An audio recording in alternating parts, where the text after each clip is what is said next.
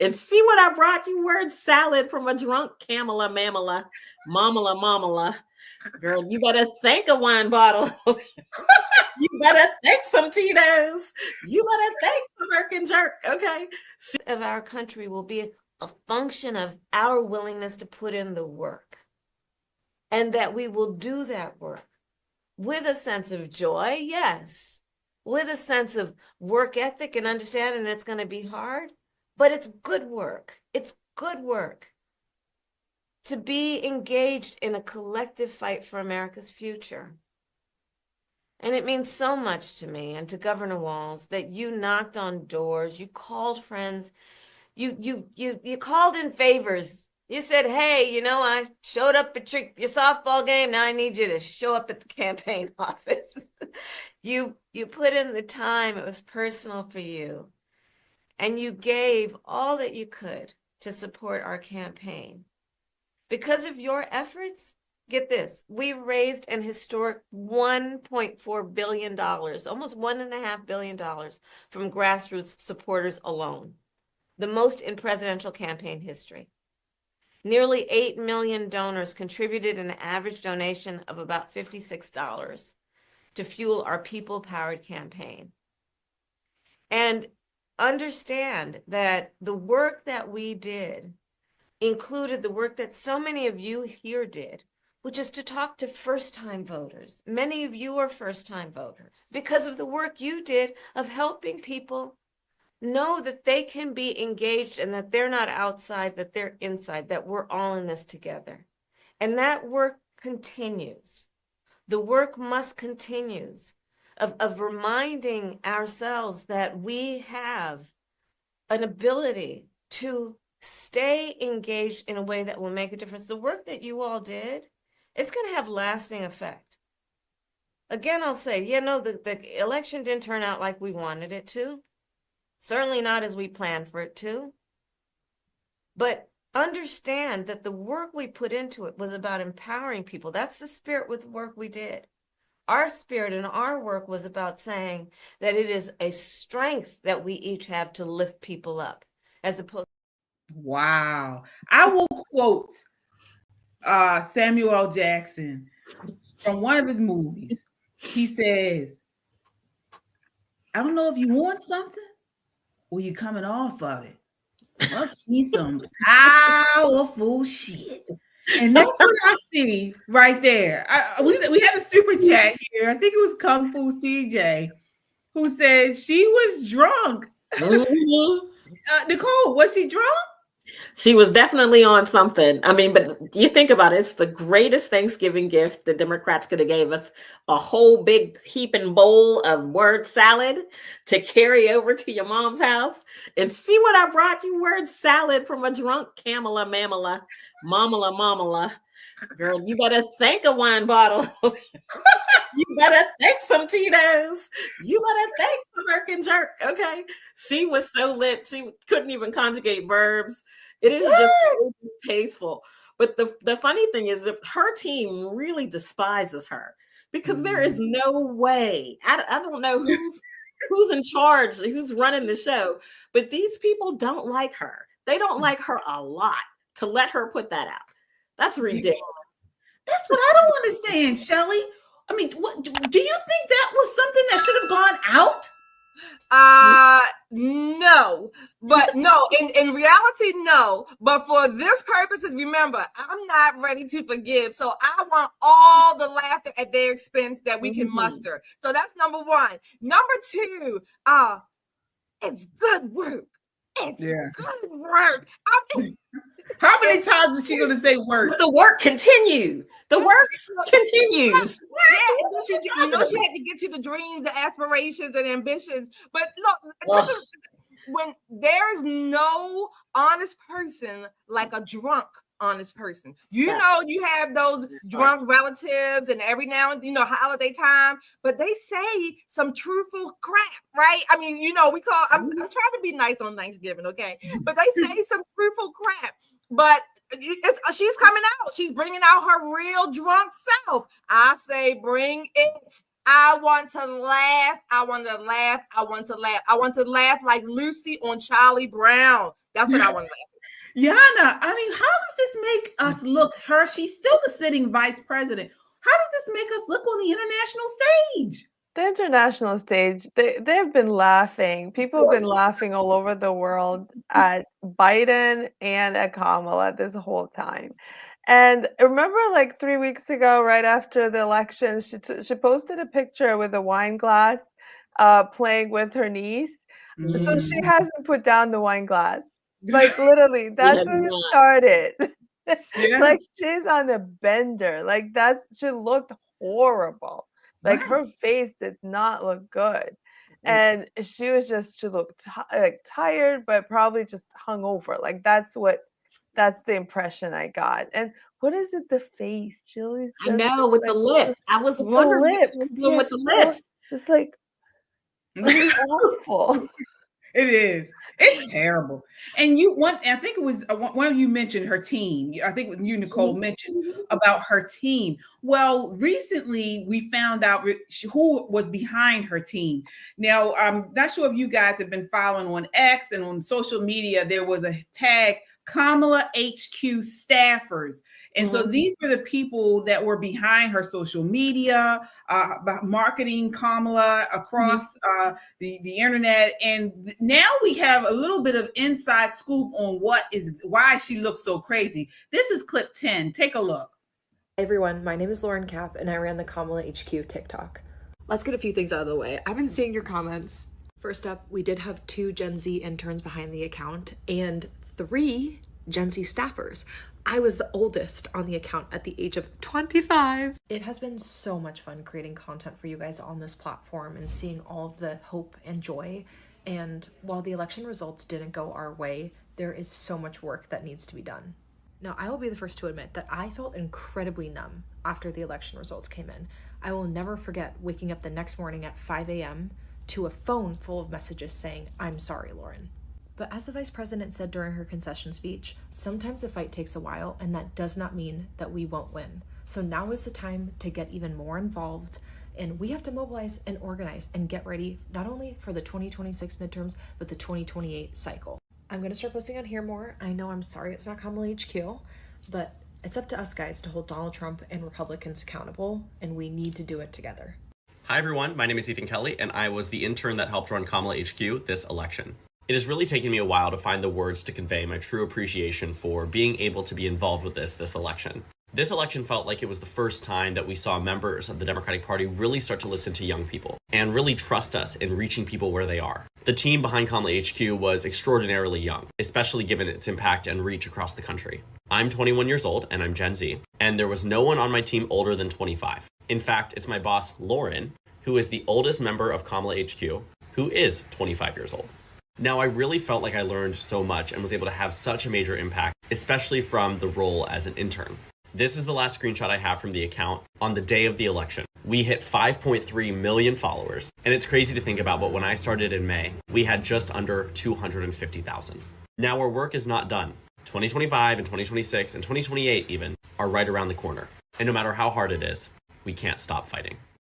Wow. So we see where all the wacky, these people, they're running her online campaign. Shelly, what are your thoughts? They're kids. I'm sorry. I just had to say they're kids. Yeah. They're like literally kids. Like, look at that guy. He doesn't even look 21. Like, what? These are teenagers. Give teenagers a whole bunch of money. What is going to happen with that money? They spend everything and more. And they brought in, singers and rappers and all sorts of riffraff to promote a politician.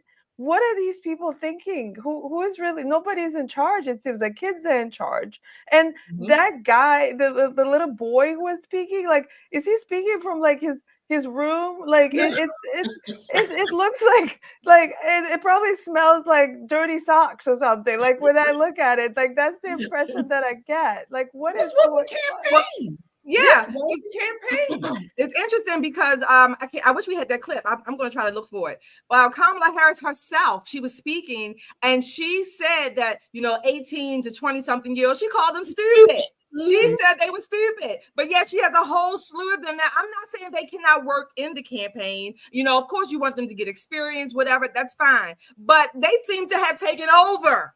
I mean, just coming out of, you know, a little bit of wet behind the ears, so to speak, just coming from K through 12 bubbles to maybe college bubbles, and now they're out on a campaign. They're managing it, running the whole thing. This is what we get. I said, bring it on. And now, you know, all hell is breaking loose because they're starting to tell. They're starting to tell on it. They spent a lot of money on consultants. She had a consultant for just about everything. That $1 billion that she raised was spent on consultants from everything from the way that her hair looks to getting her to repress that very annoying laugh, someone to teach her to read the teleprompter so it doesn't look like she's doing like this, you know, little tiny things that if she had run a traditional campaign, she would have picked up along the way from people in the party who are designed to help. But because it was a shortened window, you know, they thought, well, let's just spend the money on the consultants and we'll get all the interns in to be our foot soldiers. Well, here's what we know politically about children. They don't. You know, they promise they do, but they don't, right? I don't blame her for giving these kids the experience of a lifetime. Working on a political campaign is, if you've ever done it, it's the most exciting thing, the most heartbreaking thing. It's a roller coaster ride. It's like playing the most perfect game of golf and then blowing the last hole. You know, it's so invigorating. So I get what he's saying about the experience, but having him kind of be the voice of reason for Kamala HQ explains a lot. It explains a lot. I get it, but boy, I think if she had it to do over again, and she's talking about doing it over again. Right, she is. She is talking about doing it over again. And I don't know how, when we saw how messed up of she ran her finances. And so looking here, Kamala Harris and Tim Walz are set to address their National Finance Committee next week amid reports that the campaign is $20 million in debt after lavish spending spree. Political mega donor John Morgan tells Chris Cuomo on Monday that those who poured money into the Harris-Walz campaign were trying to defeat Trump, not elect Harris. And her campaign spending is cause for serious concern. Take a look here. This is clip number 5 of him speaking about it. So, John, I never heard anything like this before. Do you think somebody stole the money? Well, maybe legally. I mean, look, to me, you remember the movie Mad Max when everybody's just doing whatever they wanted into the world? That's what happened here. All of a sudden, everybody's got the keys to the candy store. Ad buyers, talent, consultants. There's 100 days to do it. And the money started pouring in. Remember this, Chris. It wasn't pouring in for Harris. It was pouring in against Trump. Everybody that was voting and supporting Harris was really voting against Trump. And everybody that was voting for Trump was voting for Trump. So she had all this money coming in. She had all these consultants. And if you don't run the ads, you don't get paid for the buy. They were running ads in Florida, where I live, nonstop. And I'm like, why? I mean, are they running them in Alabama and Idaho too? And I'll tell you why. If you don't run the ads, the buyer doesn't get paid. $900,000 to put her face on the Sphere in Las Vegas. In the Sphere, the ego, the crazy, the commissions. I was at the White House for a dinner Friday night, talking to a lot of people, and I'm telling you, man, there's a lot of whispering. There's a lot of names about who got paid this, who got paid that.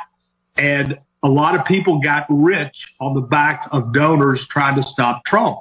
And I think this disqualifies her forever. If you can't run a campaign, you can't run America. And that would be the argument just day one. So it was terrible. I think she did a good job in the debate. I think she did as good a job as she could hope for in a short period of time. I told everybody, she should not have been the nominee. She was not going to win, and she didn't win, and she lost badly. So she's got to go figure out her life. She's in Hawaii Tim Walz was at the dinner. She was in Hawaii. So she's having a call with donors this week. They tell me about her political future. I don't think she has a political future. So that's my thought on her. How bad is this for the party going forward? It's terrible because when you don't trust, it's like Andrew Gillum down here in Florida. He lost by just a little bit. But the money was, to DeSantis, just a little bit.